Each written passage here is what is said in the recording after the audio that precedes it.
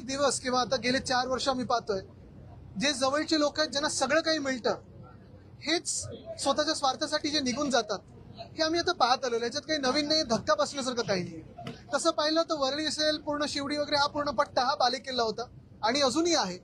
जी मतं आम्हाला मिळत आलेली आहेत ऐतिहासिक आपण पाहिलं असेल, जे काही आधीपासून आतापर्यंत जो प्रवास आहे, हा बालेकिल्ला अजूनही राहिलेला आहे आणि आमचं तिकडचं काम बोलतं.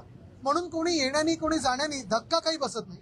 पण एकच दुर्दैवाचं आहे की ज्यांना आम्ही सगळं काही दिलं, जवळ होते. बरं, ही एक व्यक्ती अशी नाही की आदित्य ठाकरे भेटतच नाही, ते बोलूच नाही शकत, कारण परवा पण आम्ही पुण्यातून एकत्र चालू.